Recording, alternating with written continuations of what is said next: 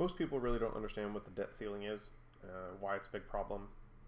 I see more and more of it when I'm watching people on the internet discussing it, and so hopefully this will help. People seem pretty fond of comparing household budgets and such with the federal government, and even though that's a terrible comparison, it speaks to people, so I'm going to see what I can do, see if I can make one. So let's assume that this household is a husband and wife, a couple of kids. The wife manages the budget and tells the husband what to buy and when.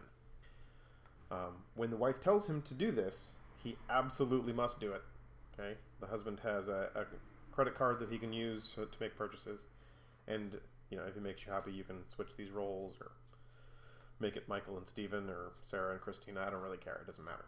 So, all right. So the wife gives the husband $2,500 every month, but she orders him to spend $3,500 every month.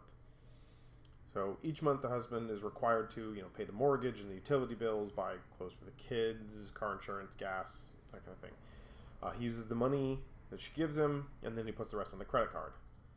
And now, since he has spending more each month than she's giving him, the credit card balance is growing, and it unfortunately has grown to $15,900. And the credit card limit is $16,000. So he's run out of room. He can't put anything else on the credit card. He's not going to be able to pay the expenses next month. Now, it's not his choice to pay these expenses. His wife is ordering him to pay these expenses. So he calls up the credit card company and says, would you be willing to loan me more money? Would you be willing to increase my credit limit? And the credit card company says, yes, he's a good, trustworthy customer. They'd be happy to increase the limit. Unfortunately, when he talks to his wife about it, she says, absolutely not. You're not allowed to increase the credit limit.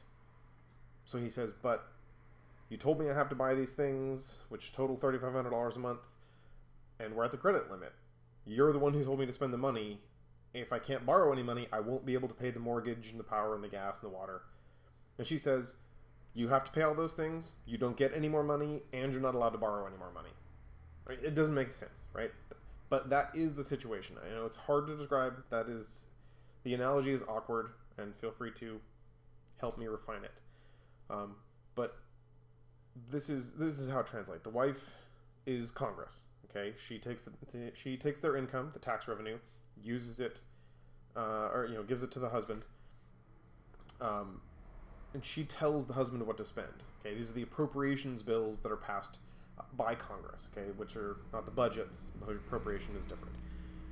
The husband is the president.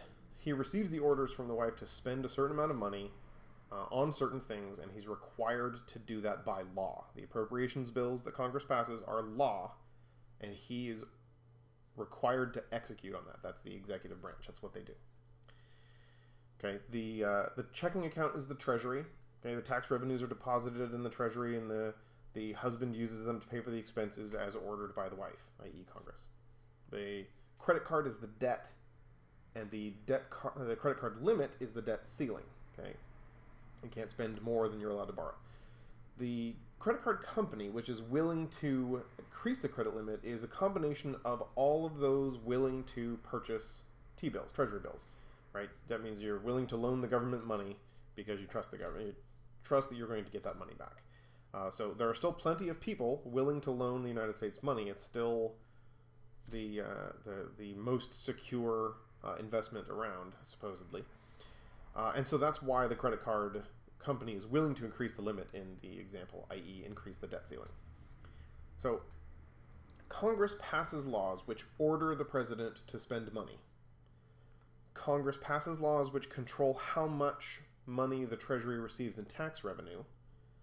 And Congress is the one who refuses to increase the debt ceiling, which is the only way the Treasury can get the money it is legally required to spend according to orders from Congress. Okay. Now, we just had a big fight on the fiscal cliff recently, and that has to do with all this. So what happened in that is, on one hand, the wife wants to get more money so that there's more money to spend on the things they need. That was the Democrats' position. On the other hand, part of the wife feels it's better to spend less. That was the Republican side. The husband, even though the husband, i.e. the president, doesn't have any authority in spending or making cash decisions, sits down with the wife to work something out. She tells him his outrageous spending must end. Now, the president goes a little crazy because Congress is the one ordering him to spend those things. Those are not his decisions. But so he ignores that, continues with negotiations. All right. In the end, they agreed to increase the amount of money received, i.e., raise taxes a little bit, and then they agree to talk later about spending cuts. So they gave themselves another couple of months in the fiscal cliff deal to talk about spending cuts.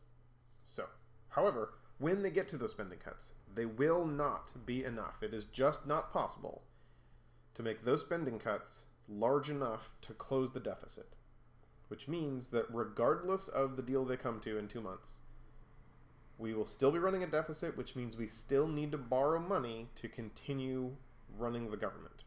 And when I say running the government, I mean the nation. Okay. The agreement, if we tried to put it into our analogy, would change the numbers from, instead of getting $2,500 every month, the wife is now giving the husband $2,560 every month, a tiny little bit extra. And the spending doesn't change. So we're still going to have to borrow, but the wife is still refusing to increase the credit card limit. Even though the credit card company is more than willing to do so, the wife refuses to let him do so. That's the insanity of this. Congress is telling the president, you only have this much money to spend, you have to spend way more than that, and we're not going to allow you to borrow any money. Okay, the last time this happened, the credit rating of the United States was reduced. Not because we didn't pay our bills, but because the GOP in Congress was willing to risk it.